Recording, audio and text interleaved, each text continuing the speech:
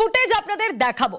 বুধবার মাঝরাতে কিভাবে অশান্ত হয়েছিল যাদবপুর ক্যাম্পাস, প্রতি মুহূর্তের আপডেট আমরা আপনাদের সামনে তুলে ধরেছি। কিন্তু এই যে সিসি ক্যামেরা ফুটেজ, এই ফুটেজে যা দেখা যাচ্ছে তা সত্যি চাঞ্চল্যকর। কারা দাপাদাপি করলো বলুন তো? কারা এলো? কারা অশান্তি পাকালো? অশান্তির সূত্রপাত কিভাবে হয়ে গেল? এই প্রশ্নগুলোর ভিড়ে উঠছে যে যাদবপুরের গেট খোলা।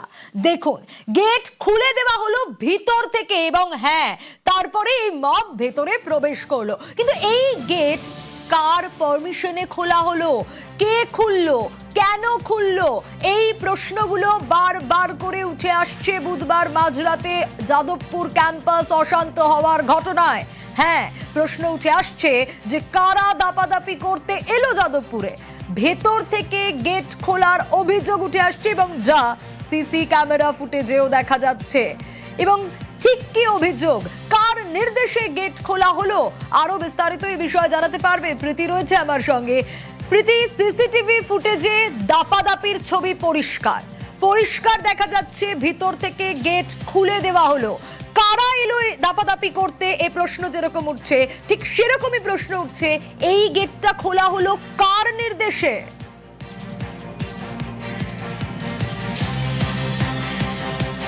দেখো, একদমই যাদবপুর বিশ্ববিদ্যালয়ে যে ঘটনা ঘটেছে সেই ঘটনা নিয়ে এই মুহূর্তে যাদবপুর থানা ইনভেস্টিগেশন বা জিজ্ঞাসাবাদ সেই সমস্তটাই করছে। তবে অন্যদিকে একটা প্রশ্ন থেকেই যায় যে ইউনিভার্সিটির ভিতরে 4 নম্বর গেট দিয়ে যখন বহিরাগতরা ঢুকে এলো, তখন কার নির্দেশে তারা ঢুকে আসতে পারলো বা কে এই গেটটা খুলে দিল?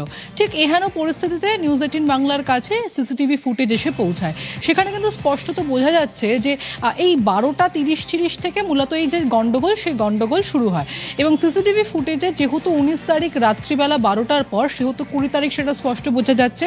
এই 20 তারিখ যেটা দেখানো হচ্ছে যে 12টা 30 থেকে যে গন্ডগোল শুরু হয় তা মূলত চলতে থাকে, এবং 12টা 40 থেকে এই বহিরাগতরা তারা ভিতরে প্রবেশ করে। ঠিক যখন তারা ভিতরে প্রবেশ করে তখন আমরা দেখতে পাই যে গেটের সামনে গিয়ে জটলা হয়ে রয়েছে কিছু সিকিউরিটি গার্ড, তারা ওখানে উপস্থিত রয়েছেন। এবং আরও একটা বিষয় আমরা দেখতে পাই যে তার কিছু আরেকটি ফুটেজে যে প্রাক্তন ভাইস চ্যান্সেলর বুদ্ধদেব সাউ, তিনি ওখানে উপস্থিত রয়েছেন। তিনি স্বীকার করেছেন যে তিনি ওখানে উপস্থিত ছিলেন, কিন্তু তার ভার্সন হচ্ছে যে তিনি ছাত্রছাত্রীদের যে রেসপন্সিবিলিটি, সেই রেসপন্সিবিলিটি বা তারা ঠিক আছেন কিনা সেটা দেখার জন্য ওখানে পৌঁছেছেন। এবার এখন প্রশ্ন হচ্ছে, এই সিকিউরিটি গার্ডরা যারা গেট খুলে দিচ্ছেন এমন ছবি দেখা যাচ্ছে বা অভিযোগ উঠছে, ঠিক সেই সময় কার নির্দেশে তারা এই গেট খুলে দিল, সেই জিজ্ঞাসাবাদ বা সেই পোর্শনের যে ইনভেস্টিগেশন তা তো যাদবপুর থানা করবে। তবে অন্যদিকে আরও একটি তদন্ত কমিটি, সেই তদন্ত কমিটি তৈরি করা হয়েছে যাদবপুর বিশ্ববিদ্যালয়ের অন্দরে, এবং 3 সদস্যের এই কমিটির চেয়ারপারসনকে নিয়েও অভিযোগ করেছেন এই প্রাক্তন ভিসি বুদ্ধদেব সাউ, যার কথা আমরা বলছি। তিনি বলছেন যে এই চেয়ারপারসন যিনি হয়েছেন বা চেয়ারম্যান যিনি রয়েছেন এই কমিটির, তার বিরুদ্ধেও একাধিক অভিযোগ রয়েছে, এবং হাইকোর্টে তার বিরুদ্ধে মামলাও উঠেছিল এর আগে। এহেন পরিস্থিতিতে একদিকে যখন এই সিসিটিভি ফুটেজগুলো কালেক্ট করে সিকিউর করে ইতিমধ্যে যাদবপুর থানার হাতে দেওয়া হয়েছে, তখন অন্যদিকে এই প্রশ্নটা থেকেই যাচ্ছে সোনিয়া, যে এই গার্ডরা যারা এই যে 4 নম্বর গেট খুলে দিলেন, তারা কার নির্দেশে এই গেট খুলে দিলেন? স্বাভাবিক সেটা তদন্ত সাপেক্ষ বিষয়। সোনিয়া, বেশ, প্রীতির সঙ্গে থাকো। প্রাক্তন উপাচার্যের নির্দেশে গেট খোলা হয় বলে অভিযোগ, কিন্তু অস্বীকার করছেন প্রাক্তন উপাচার্য বুদ্ধদেব সাউ।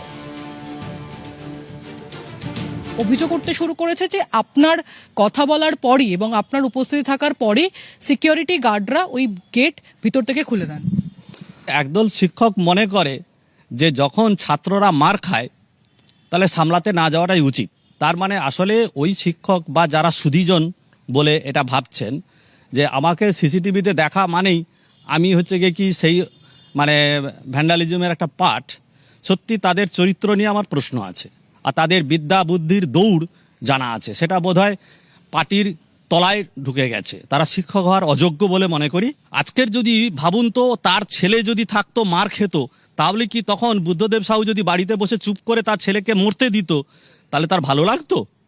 আসলে একটা কথা আছে কি জানেন তো, পরের ছেলে পরমানন্দ, যতই গোল্লায় যায় ততই আনন্দ। এরা হচ্ছে যে চায় অন্যের ছেলে মারা গেলে তারপরে তারা রাজনৈতিক ফায়দা লুটবে। যাদবপুর বিশ্ববিদ্যালয় বাংলার গর্ব, কিন্তু কেন বারবার এমন কাণ্ড ঘটছে যে যাদবপুর গর্বের বদলে লজ্জার তকমা পাচ্ছে? গত কয়েকদিন যে ছবিগুলো দেখা গেল সেটা দেখে উত্তরবঙ্গে বসে থাকা কোনো মা বাবা তার আদরের ছেলে মেয়েকে এখানে পাঠাতে চাইবেন? পুরুলিয়ার কোনো প্রত্যন্ত গ্রামের ছেলে মেয়ে যাদবপুর নিয়ে স্বপ্ন দেখতে পারবে? আমরা চাই গর্বের যাদবপুর গোটা বাংলার পড়ুয়াদের জন্য স্বপ্ন হয়ে উঠুক। যাদবপুর বাবা মায়েদের কাছে আস্থার আরেক নাম হয়ে উঠুক। ক্যাম্পাসে সব রং থাক, কিন্তু রংবাজি বাদ যাক। সব ক্যাম্পাসে হুজ্জুতি এবার হোক ইতি। যত আমরা এগোচ্ছি বছরের পর বছর, আমরা যদি বিগত দিনের সাথে কম্পেয়ার করি, অবশ্যই দিন দিন একটা শক্তি প্রদর্শনেরই জায়গা হয়ে যাচ্ছে, যে পড়াশোনার মাধ্যমে নিজেকে প্রুভ করার থেকে কার কত গায়ের জোর বা কে কত নিজেকে প্রুফ করতে পারবে, সেই জায়গাটাই এখন পড়াশোনার জায়গাতে হয়ে এসে থাকে। কিন্তু সেই জায়গায় থেকে গিয়ে পড়াশোনাটাই ব্যাকগ্রাউন্ড হয়ে গেছে, আর বাকি সবকিছুই হাইলাইটে চলে আসছে। আমাদের অনেক কিছু ক্ষতি হয়ে যাচ্ছে, আমরা অনেক পিছিয়ে পড়ছি এইসব অশান্তি দৈনন্দিনতার জন্য। অ্যাকচুয়ালি বিশ্ববিদ্যালয় শুধু শক্তি প্রদর্শন না, বিশ্ববিদ্যালয় মানে হচ্ছে এখানে বিদ্যা বুদ্ধি সবকিছু যেমন চর্চা হয়, এখানে যুক্তি তর্ক এগুলো তো থাকবে, এগুলো তো প্রতিনিয়ত বিষয়। এই যুক্তি তর্ক এগুলোর মাধ্যমেই আমরা কিন্তু এগিয়ে যাই। আমরা চাই, আমি ব্যক্তিগত মনে করি যে এটা হচ্ছে একটা স্টুডেন্টদের ব্যাপার, এটা স্টুডেন্টরা নিজেদের মধ্যেই মীমাংসা করুক। দ্বিতীয়ত হচ্ছে এর মধ্যে কোনো রাজনৈতিক কোনো রোল থাকা উচিত না। দ্বিতীয় হচ্ছে যাদবপুর একটা আমাদের পশ্চিমবঙ্গের ক্ষেত্রে একটা সম্পদ, এটা একটা বড় ইউনিভার্সিটি, এটাকে আমরা রাষ্ট্রীয় স্তরে এটার মানে গুরুত্বটা যাতে আরও বাড়ে সেটাই আমরা চেষ্টা করব। তাই জন্যে যদি সুষ্ঠু পরিবেশ ফেরত আসে তাহলে খুবই ভালো হয়। এই ধরনের যদি অনিশ্চয়তা বা এই ধরনের এই ঝামেলা যদি চলে তাহলে ভালো না, একটা যাদবপুর ইউনিভার্সিটির ইমেজের পক্ষে ভালো না, পশ্চিমবঙ্গেরও ইমেজের পক্ষে ভালো না। তাই আশা করি সামনের দিনে লোকেরা একটু নিজেদের রিস্ট্রেন করে একটু মীমাংসার দিকে। আমি পলিটিক্স সম্বন্ধে বক্তব্য রাখবো না এজ এ স্পিকার, কিন্তু সাধারণ মানুষ হিসেবে এইটুকু বলতে পারি, এই পরিবেশ কাম্য না। কোনো বাবা মাই চায় না তার সন্তান এরকম হোক। এই ঘটনাগুলো হওয়া উচিত না কোনো অবস্থায়। বিশ্ববিদ্যালয়ের পরিবেশ সুষ্ঠু পড়াশোনার জন্য হওয়া উচিত, এটাই কাম্য এবং এটাই হবে আগামী দিনে। মতপার্থক্য থাক, হাতাহাতি বাদ যাক, মতবিরোধ থাক, বিবাদ বাদ যাক, ক্যাম্পাসে তর্ক থাক, সংঘর্ষ বাদ যাক, অশান্তি নিপাত যাক, যাদবপুর বদলে যাক। শিক্ষাঙ্গনে দাপাদাপি কবে সারবে এই ব্যাধি? ক্যাম্পাসে সব রং থাক, রংবাজি বাদ যাক। ক্যাম্পাস। আর এবার নজর রাখবো কিডনি পাচার মামলায় নতুন তথ্য। ধৃত প্রভাস মণ্ডলকে জেরা করেই নতুন তথ্য পাওয়া যাচ্ছে। কাকে দেওয়া হয় মঙ্গল মণ্ডলের কিডনি? এই প্রশ্ন ইতিমধ্যেই ঘোরাফেরা করছে এবং এই তথ্য জানতে বিধাননগর দক্ষিণ থানার পুলিশের হাতে আরো বিস্তারিত জানার চেষ্টা করব। অনুপ রয়েছে আমার সঙ্গে। অনুপ, কিডনি পাচার মামলায় নতুন কি তথ্য উঠে আসছে এই ধৃত প্রভাস মণ্ডলকে জেরা করার পর? কিডনি পাচার মামলায় ধৃত প্রভাস মণ্ডল, তাকে জিজ্ঞাসাবাদ করে নয়া তথ্য। ইতিমধ্যে বিধাননগর দক্ষিণ থানা পুলিশের পক্ষ থেকে পাঞ্জাব যে মোহালি থানা, সেই থানাকে চিঠি মেইল করা হয়েছে, চিঠি করা হয়েছে। অভিযোগ, মঙ্গল মণ্ডল যখন এই কিডনি যে ব্যক্তি গিয়েছিল এবং পরবর্তী ক্ষেত্রে যে বলা হচ্ছে যিনি এই কিডনি পেয়েছিলেন তার যে ঠিকানা পাঞ্জাবে জানতে পারছি বেসরকারি হাসপাতাল, সেখানেই হয়েছিল। এবং এই ব্যক্তি তাকে যে দীর্ঘ জিজ্ঞাসাবাদ, সেই জিজ্ঞাসাবাদের পরেই কিন্তু সেই তথ্য পায়। এরপরেই পাঞ্জাব পুলিশকে বিধাননগর পুলিশের পক্ষ থেকে মেইল করা হয় ও মেইল করার পরবর্তী ক্ষেত্রে পাঞ্জাব পুলিশের মোহালি থানার পুলিশ সেই বেসরকারি হাসপাতাল, সেখানেও মেইল করে তথ্য ইতিমধ্যেই চাওয়া হয়েছে। তার কারণ সেই ব্যক্তি যখন এই কিডনি পেয়েছিল সেক্ষেত্রে কাদের সঙ্গে কিভাবে যোগাযোগ করেছিল এবং নিয়ম মেনে করেছিল বা এই চক্রের পিছনে কেউ আছে কিনা। মনে করা হচ্ছে সেই ব্যক্তির কিন্তু খোঁজ পেলেই কিন্তু গোটা ঘটনা প্রকাশ্যে আসবে এবং তারা এই চক্রের কাজ করছিল।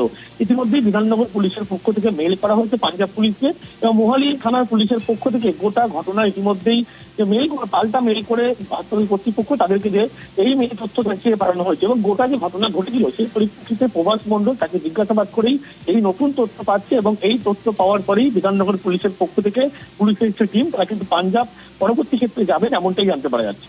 বেশ,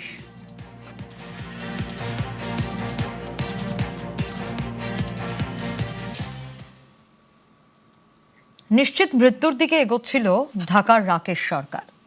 7 বছর বয়সে জবাব দিয়ে দিয়েছিলেন বাংলাদেশের ডাক্তাররা, এই ছেলে 20 পেরোবে না। এ রাজ্যের ডাক্তাররা বললেন ছেলে দীর্ঘায়ু হবে। শুধু আরেক সন্তানকে পৃথিবীতে আনতে হবে। আর সেই পরামর্শে বাবা মা আইভিএফ পদ্ধতিতে আরেক সন্তান ধারণ করলেন। রাকেশের বোন হলো, বোনের কোষে রোগমুক্ত হলো রাকেশ। না, বুজরুকি নয়, বিজ্ঞান। চিকিৎসা বিজ্ঞানের এই মিরাকেলের নাম স্টেম সেল থেরাপি। একটু একটু করে মৃত্যুর দিকে এগিয়ে যাচ্ছিল ঢাকার রাকেশ সরকার। রাকেশের বয়স যখন 7, তখনই বাংলাদেশের ডাক্তাররা জবাব দিয়ে দিয়েছিলেন, বলেছিলেন খুব বেশি হলে বছর 20 বাঁচবে এ ছেলে। এ রাজ্যের ডাক্তাররা বললেন দীর্ঘায়ু হবে রাকেশ সরকার, তবে তার জন্য একটা কাজ করতে হবে। রাকেশের মা বাবাকে আবার এক সন্তান পৃথিবীতে নিয়ে আসতে হবে, ছেলেকে বাঁচাতে হবে। রাকেশের মা বাবা আইভিএফ পদ্ধতিতে সন্তানের জন্ম দিলেন। রাকেশের একটা বোন হলো, আর সেই বোনের কোষে সারল রাকেশের রোগ। ভাবছেন বুঝলু কি? বিজ্ঞান। এই পদ্ধতির নাম হলো স্টেম সেল থেরাপি।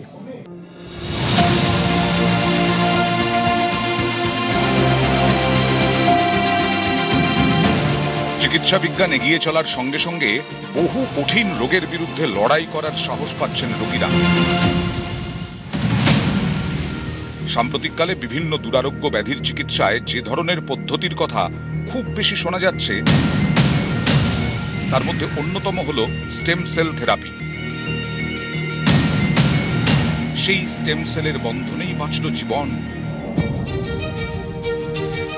সদ্যজাত বোনের কোষে বাঁচল 7 বছরের দাদার জীবন। খুব বেশি হলে 20 বছর এই পরমায়ু নিশ্চিত হয়ে গিয়েছিল যে শিশুর, স্টেম সেল থেরাপির পর তার সামনে এখন নতুন জীবনের হাতছানি। বাংলাদেশের ঢাকার বাসিন্দা রাকেশ সরকার, ডাকনাম জুয়েল। 7 বছরের এই শিশু জন্ম থেকেই ই-বিটা থ্যালাসেমিয়া আক্রান্ত ছিল। প্রতি মাসে 2 বার করে রক্ত লাগতো রাকেশের। বয়সের তুলনায় গ্রোথ ছিল খুব কম। শরীরে আয়রন জমতে জমতে অঙ্গ বিকলের আশঙ্কা বাড়ত। কোনো না কোনো সংক্রমণের সমস্যা লেগেই থাকত। 20 বছরের বেশি বাঁচবে না এই শিশু, বাংলাদেশে কার্যত জবাবই দিয়ে দিয়েছিলেন ডাক্তারবাবুরা। হাওড়ার একটি বেসরকারি হাসপাতালে স্টেম সেল থেরাপি করিয়ে সেই রাকেশ এখন সম্পূর্ণ সুস্থ।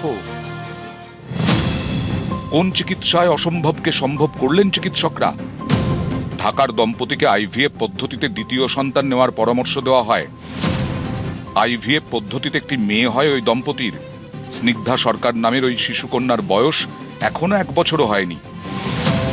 কন্যা সন্তানের ভ্রূণ পরীক্ষা করে দেখা যায় তা থ্যালাসেমিয়া মুক্ত।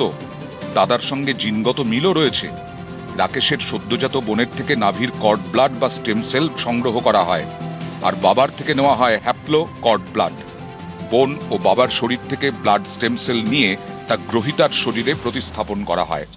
চিকিৎসকরা বলছেন এই স্টেম সেল থেরাপিতে রোগীর ত্রুটিপূর্ণ অস্থিমজ্জা বাদ দিয়ে সুস্থ দাতার স্বাস্থ্যকর স্টেম সেল প্রতিস্থাপন করা হয়, যা নতুন সুস্থ রক্তকণিকা তৈরি করতে সক্ষম হয়। এবং সাধারণত ভাই বোনের টিস্যু বা HLA মিলে গেলে তার ফলাফল সবচেয়ে ভালো হয়। থ্যালাসেমিয়া ক্ষেত্রে থ্যালাসেমিয়া রোগীর নিয়মিত রক্ত বদলানো এবং অতিরিক্ত শরীরে আয়রন জমে যাওয়া এবং হিমোগ্লোবিন মারাত্মক পরিমাণে কমে যাওয়া থেকে মুক্তি পেতে এই স্টেম সেল থেরাপির বিকল্প নেই। থ্যালাসেমিয়া ফ্রি ফুল HLA ম্যাচ, এরম একটা ভ্রূণকে আমরা মায়ের ভ্রূণে বা ইউটেরাসে ইমপ্লান্ট করে যাকে বড় করে 9 মাস বাদে সেই বাচ্চাটা বেরোয়। যখন সেই বাচ্চাটা নতুন বাচ্চাটা বেরোয়, তার আম্বেলিক্যাল কর্ড সেইখান থেকে আমরা সে কালেক্ট করে নিই। আম্বেলিক্যাল কর্ডটা সেটা কালেক্ট করে কর্ড লাইফ বলে একটা সংস্থা, তারা স্টোর করে এবং সেই কর্ড লাইফ থেকে কিছু স্টেম সেলস আমাদের দেয়। আমরা সেই স্টেম সেল নিই, প্লাস তার বাবার থেকে বাবা যে হচ্ছে হ্যাপ্লো আইডেন্টিক্যাল বা হাফ জেনেটিক ম্যাচ, তার থেকে কিছু স্টেম সেল নিই। এই দুটো মিলিয়ে প্রথম বাচ্চাটা যে রাকেশ বাচ্চাটা, তার বোন ম্যারো ট্রান্সপ্লান্ট করা হয়। বাচ্চাটা সম্পূর্ণ সুস্থ, বাচ্চাটার এখন কোনো রক্ত লাগছে না। আশা করছি যে বাচ্চাটা থ্যালাসেমিয়া থেকে সম্পূর্ণ সুস্থ হয়ে গেছে। ক্যান্সার, HIV, হৃদরোগ, হাড়ের অসুখ, স্নায়ুর সমস্যা, পেশির রোগ, কঠিন রোগের বিরুদ্ধে লড়াইয়ে অনেক দিন ধরেই দিশা দেখাচ্ছে স্টেম সেল থেরাপি। হলিউডের চলচ্চিত্র নির্মাতা মেল গিবসন থেকে শুরু করে বলিউডের লিজা রে, অভয় দেওল, নার্গিস ফাকরি, পপ সঙ্গীতের রানী ম্যাডোনা, রিয়েলিটি টিভি তারকা কিম কার্দাশিয়ান, বিখ্যাত মোটিভেটর টনি রবিন্স, খেলার মাঠের তারকা রাফায়েল নাদাল থেকে ক্রিশ্চিয়ানো রোনাল্ডো, এদের কেউ ক্যান্সার, কেউ আবার নানাবিধ শারীরিক সমস্যা ও ইনজিওরির কারণে স্টেম সেল থেরাপি করিয়েছেন। তারা সুস্থ আছেন। আমাদের হসপিটালে আমরা একটা save the sibling program run করি। তো এটার concept is basically to make our country thalassemia free. 7-year-old ছেলে বাচ্চা বাংলাদেশ থেকে, যার HbE বিটা থ্যালাসেমিয়া ছিল এবং ওর মাসে মাসে ব্লাড ট্রান্সফিউশনস লাগতো। তার কারণে ওর যে নর্মাল ডেইলি অ্যাক্টিভিটিস অনেকটাই হ্যাম্পার্ড ছিল, স্কুল যেতে পারতো না, ছুটি নিতে লাগতো। এখন একদম ভালো আছে, থ্যালাসেমিয়া ফ্রি আছে এবং স্কুল টুল যাচ্ছে। ওর বোনটা is completely thalassemia free, is healthy. Abhijit Chanda, Kolkata, news 18 Bangla. প্রত্যন্ত এলাকাতেও এবার এআই প্রযুক্তি শেখার সুযোগ। দক্ষিণ দিনাজপুরের কুশমন্ডির প্রত্যন্ত এলাকার স্কুলে এআই ল্যাবের উদ্বোধন করলেন কেন্দ্রীয় শিক্ষা প্রতিমন্ত্রী। প্রযুক্তির দুনিয়া এবার হাতের মুঠোয়।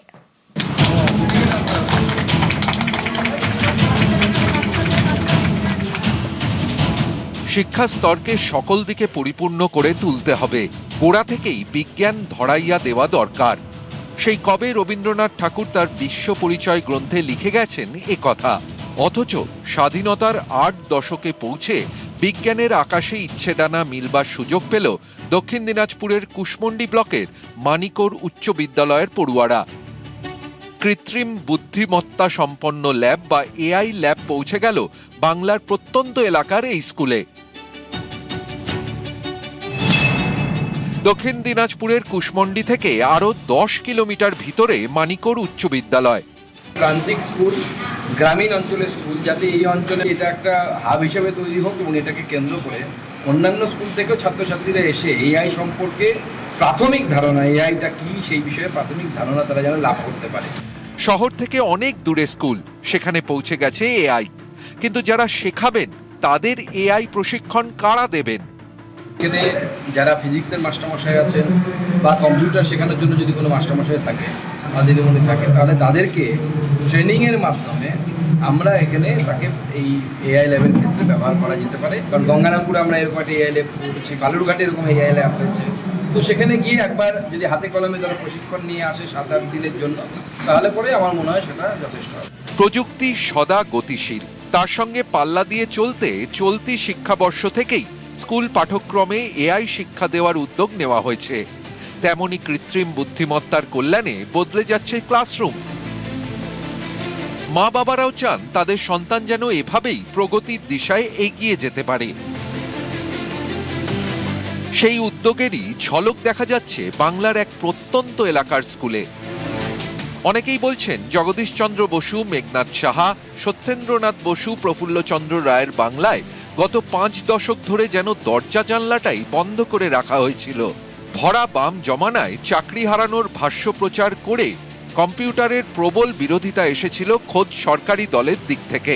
জামানা বদলের পরে তৃণমূল আমলে তো শিক্ষা ব্যবস্থার প্রাণ বায়ুটাই উড়ে যেতে বসেছিল দুর্নীতির কাদায় ফেসে। এই যে বাচ্চা কম্পিউটার ঢুকতে দিল না বামফ্রন্ট সরকার, কি বলবেন? তার ফলে পিছিয়ে গেলাম আমরা অন্য দেশ থেকে, অন্য রাজ্য থেকে। যে সেই সময় কম্পিউটার আসতো, আজকে ব্যাঙ্গালোর, পুনা, কোয়েম্বাটুরের সঙ্গে বাংলার আর সেক্টর 5 এর তুলনা হতো, সেটা হলো না, পালিয়ে গেল সব কোম্পানিগুলো। বাকি যা ছিল শেষ করেছে টিএমও। এআই তো সেই সময় আবিষ্কার হয়নি, তা কি করবো, বামফ্রন্ট এআই বানাতো। এবার আপনি বলবেন মুঘলরা কেন চাঁদে রকেট পাঠায়নি? এক সময় গোটা দেশ বলতো বাংলা যা ভাবে কাল তা ভাবে দেশ। দেশে নবজাগরণের ধাত্রীভূমি ছিল বাংলা। গত 5 দশকে সেই ঐতিহ্যই যেন ধূসর অতীত। দায় কার? বামফ্রন্টের সময় এবং তৃণমূল কংগ্রেসের সময়ই শিক্ষা ব্যবস্থা অত্যন্ত পিছিয়ে গেছে। টেকনোলজি, আমরা নিজেরা টেকনোলজিকে আপন করতে পারিনি, সঠিক সময় আপন করতে পারিনি, অনেকটা পিছিয়ে আপন করেছি। তো স্বাভাবিকভাবে সেই জায়গা থেকে পশ্চিমবঙ্গকে বের করে আনতে হবে। তার জন্য এই ধরনের নতুন নতুন অনেক উদ্যোগ দরকার। কম্পিউটারকে যেমন রোখা যায়নি, আটকানো যায়নি মোবাইল ফোন, ইন্টারনেটকে, তেমনি এআই এর সামনেও আর কোনো বাধা নেই। বাধা নেই প্রত্যন্ত এলাকার ছেলে মেয়েদের ইচ্ছে ডানা মেলে ধরার পথেও। দক্ষিণ দিনাজপুর থেকে সুজন সূত্রধর, নিউজ 18 বাংলা। তোলাবাজি করলে তৃণমূলে যান, বিজেপিতে থেকে তোলাবাজি হবে না, শ্রমিকের সুরেই কড়া বার্তা সুকান্তর। তোলাবাজিতে জিরো টলারেন্স বিজেপির, শ্রমিক ভট্টাচার্যের সুরেই এবার কড়া বার্তা দিলেন কেন্দ্রীয় শিক্ষা প্রতিমন্ত্রী সুকান্ত মজুমদার।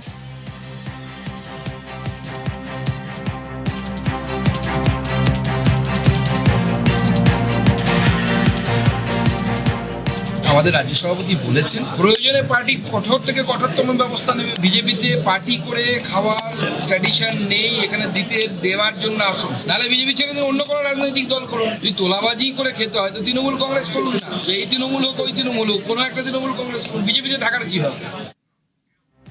কথা বলবো, আমাদের সঙ্গে সরাসরি রয়েছেন প্রীতেশ। বিজেপির রাজ্য সভাপতি শ্রমিক ভট্টাচার্য আগেও তোলাবাজির বিরুদ্ধে বারবার সুর চড়িয়েছেন, আমরা দেখেছি। এখন দলের প্রাক্তন রাজ্য সভাপতি সুকান্ত মজুমদারেরও সেই একই সুর। কেন বারবার শীর্ষ নেতৃত্বকে সাবধান করতে হচ্ছে দলের শীর্ষ নেতৃত্বে?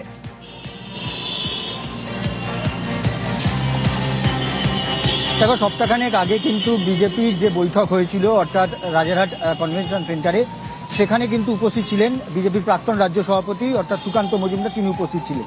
এর আগে কিন্তু সুকান্ত মজুমদারের তরফ থেকে একাধিকবার বার্তা দেওয়া হয়েছে শৃঙ্খলা নিয়ে, অর্থাৎ দল বড় হয়েছে, বিধায়কের সংখ্যা বেড়েছে এবং বিধায়কদের যারা অনুগামীরা রয়েছেন তাদের সংখ্যাও কিন্তু দিনের পর দিন বাড়ছে।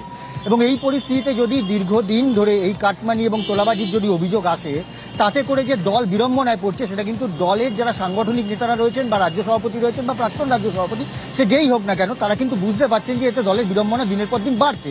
এবং শুধু তাই নয়, তার সঙ্গে সঙ্গে দক্ষিণ কলকাতা থেকে উত্তর কলকাতা একাধিক জায়গায় এই তোলাবাজির ঘটনার কথা কিন্তু রাজ্য সভাপতির কাছে অভিযোগ আসছিল। এবং রাজ্য সভাপতি শ্রমিক ভট্টাচার্যের তরফ থেকে কিন্তু স্পেসিফিক বার্তা দেওয়া হয়েছিল যারা বিধায়করা এসেছিলেন সেদিনকে রাজারহাট কনভেনশন সেন্টারে। সেখানে তিনি বলেছিলেন যে কোনো বিধায়কের নামে যদি কোনো অভিযোগ থাকে তাহলে করে কিন্তু দলের তরফ থেকে চরম ব্যবস্থা নেওয়া হবে। এবার প্রাক্তন রাজ্য সভাপতি সুকান্ত মজুমদার, তার উদ্দেশ্যে তার তরফ থেকে যে বার্তা, সেটাও কিন্তু খুব স্পেসিফিক। তিনি বলেছেন তোলাবাজি করার হলে বিজেপিতে থাকতে হবে না, তারা তৃণমূলে চলে যেতে পারেন, সেটা ঋতব্রত তৃণমূল হোক বা কালীঘাট তৃণমূল হোক, সেখানে আপনারা চলে যেতে পারেন, কোনো রকম দল আটকাবে না। এবং কারুর বিরুদ্ধে কোনো রকম কোনো অভিযোগ থাকলে দলের তরফ থেকে চরম সিদ্ধান্ত নেওয়া হবে, অর্থাৎ দল থেকে বহিষ্কার বা বরখাস্ত করে দেওয়া হবে। এমনটাও কিন্তু সতর্কবার্তা ফের আরও একবার শ্রমিক ভট্টাচার্যের পর সুকান্ত মজুমদার তিনি কিন্তু আজকে দিলেন। অর্থাৎ বলা চলে কোনো রকম এই তোলাবাজিতে জিরো টলারেন্স, অর্থাৎ তোলাবাজিতে কোনো রকম কোনো রেয়াত যে দল করবে না, সেটা কিন্তু আরও একবার পরিষ্কার হলো। 250 জনের ওপর ইতিমধ্যেই বিজেপির যারা নিচু তলার কর্মীরা রয়েছেন তাদেরকে সাসপেন্ড করা হয়েছে, 20 জনের বেশি তাদেরকে কিন্তু ইতিমধ্যেই সাসপেন্ড করে দেওয়া হয়েছে, শোকজ করা হয়েছে। এর পরেও যারা শুধরাচ্ছেন না বা শুধরানোর কোনো রকম যাদের মানসিকতা নেই, তাদের উদ্দেশ্যে এবার কিন্তু প্রাক্তন রাজ্য সভাপতি সুকান্ত মজুমদারের সরাসরি বার্তা যে শুধরে যান, না হলে কিন্তু দল চরম বার্তা দেবে এবং চরম সিদ্ধান্ত নিতে বাধ্য হবে। শুধু তাই নয়, তার সঙ্গে সঙ্গে যদি এই ধরনের কোনো রকম বিষয়বস্তু কারুর বিরুদ্ধে থাকে, তাহলে করে কিন্তু দলের তরফ থেকে যা ব্যবস্থা নেওয়া সেটা কিন্তু রাজ্য সভাপতি তিনি নিতে পারেন। এবং সেই বিষয় নিয়ে কিন্তু সুকান্ত মজুমদার আরও একবার সমর্থন জানালেন শ্রমিক ভট্টাচার্যকে। সুকান্ত মজুমদার কেন্দ্রীয় শিক্ষা প্রতিমন্ত্রী এই বিষয়ে কি বলেছেন আরও একবার শোনাবো আপনাদের। আমাদের রাজ্য সভাপতি বলেছেন প্রয়োজনে পার্টি কঠোর থেকে কঠোরতম ব্যবস্থা নেবে। বিজেপিতে পার্টি করে খাওয়ার ট্র্যাডিশন নেই, এখানে দেওয়ার জন্য আসুন, নাহলে বিজেপি ছেড়ে দিয়ে অন্য কোনো রাজনৈতিক দল করুন। যদি তোলাবাজি করে খেতে হয় তো তৃণমূল কংগ্রেস করুন না, এই তৃণমূল হোক ওই তৃণমূল হোক, কোনো একটা তৃণমূল কংগ্রেস করুন, বিজেপিতে থাকার কি হবে। কথা বলবো এ বিষয়ে বিজেপির প্রধান মুখপাত্র দেবজিৎ সরকার রয়েছেন আমাদের সঙ্গে ফোন লাইনে। দেবজিৎ বাবু, বারংবার আমরা দেখতে পাচ্ছি যে বিজেপির শীর্ষ নেতৃত্বের তরফ থেকে এই ধরনের কড়া বার্তা দেওয়া হচ্ছে। আমরা দেখেছি যে তৃণমূল তোলাবাজি দুর্নীতির অভিযোগে বিদ্ধ হয়েছে বারংবার, সেই কারণেই কি কোথাও গিয়ে এই আগাম সতর্কবার্তা দলের? কোনো আগাম সতর্কবার্তা নয়, দল মনে করে তোলাবাজি বা অন্যান্য ধরনের অনৈতিক কাজকর্মের সঙ্গে দলীয় কর্মীদের সম্পৃক্ত থাকা উচিত নয়। শুধু নয়, কোনো রকম অপরাধমূলক কোনো কাজের সঙ্গে কেউ যদি সম্পৃক্ত থাকেন তাহলে দল তাদেরকে ছেড়ে কথা বলবে না। প্রশাসনের কাজ করলে কোনোভাবে দল কাউকে কোনো রকম পলিটিক্যাল ইমিউনিটি দেবে না। ধন্যবাদ আপনাকে দেবজিৎ বাবু। তোলাবাজি করলে তৃণমূলে চান, বিজেপিতে থেকে তোলাবাজি হবে না, শ্রমিক ভট্টাচার্যের সুরেই এবার কড়া বার্তা কেন্দ্রীয় শিক্ষা প্রতিমন্ত্রী সুকান্ত মজুমদারের। কি বলেছেন তিনি, শুনুন। আমাদের রাজ্য সভাপতি বলেছেন প্রয়োজনে পার্টি কঠোর থেকে কঠোরতম ব্যবস্থা নেবে। বিজেপিতে পার্টি করে খাওয়ার ট্র্যাডিশন নেই, এখানে দেওয়ার জন্য আসুন, নাহলে বিজেপি ছেড়ে দিয়ে অন্য কোনো রাজনৈতিক দল করুন। যদি তোলাবাজি করে খেতে হয় তো তৃণমূল কংগ্রেস করুন না, এই তৃণমূল হোক ওই তৃণমূল হোক, কোনো একটা তৃণমূল কংগ্রেস করুন, বিজেপিতে থাকার কি দরকার। তোলাবাজি নিয়ে বারংবার জিরো টলারেন্সের কথা আমরা শুনেছি বিজেপির রাজ্য সভাপতি শ্রমিক ভট্টাচার্যের মুখে। এর আগে গত 1 আগস্ট তিনি এ বিষয়ে দলের নেতাদের ঠিক কিভাবে সতর্ক করেছিলেন, শুনুন। আজকে আমরা 207 এই শরীরী ভাষা নিয়ে যদি আমাদের দলের কেউ নেমে পড়ে ময়দানে, তাহলে পরিণতি কিন্তু অত্যন্ত বিপজ্জনক হবে। যে অনাকাঙ্ক্ষিত ডিম থেরাপি শুরু হয়ে যাবে, সেই ডিম কিন্তু ঘুরে অন্যদিকেও পড়তে পারে। এটা প্রত্যেককে মনে রাখতে হবে, আমার দলকেও মনে রাখতে হবে। আর যারা নতুন নতুন আমাদের দলে এসে গেছেন, হঠাৎ তাদের মধ্যে একটা নতুন কিছু করার, নতুন কিছু পাওয়ার চিন্তা ভাবনা এসে গেছেন, সেই সনাতনীরাও একটু সাবধান হবেন, কারণ ডিমের অভিমুখ বদলাতে বেশিক্ষণ সময় লাগবে না। আমাদের দলের নাম নিয়ে কিছু মানুষ বিভিন্ন জায়গায় তোলাবাজির চেষ্টা চালাচ্ছে। মুখ্যমন্ত্রী শুভেন্দু অধিকারী কঠোর হাতে প্রশাসনিক স্তরে সেটা ব্যবস্থা নিচ্ছে। আমরাও দলের পক্ষ থেকে সাংগঠনিকভাবে যেটা করার করছি। বিচ্যুতি দু এক জায়গায় আছে, কিন্তু কোনো বিচ্যুতিকে দীর্ঘদিন মানা যাবে না। সরকারের নীতি এ ব্যাপারে জিরো টলারেন্স। তোলাবাজি করলে তৃণমূলে যান, বিজেপিতে থেকে তোলাবাজি হবে না, শ্রমিক ভট্টাচার্যের সুরে এই কড়া বার্তা সুকান্ত মজুমদারের। এর আগে আমরা দেখেছি রাজ্যের মুখ্যমন্ত্রী শুভেন্দু অধিকারীও সেই একই বার্তা দিয়েছেন।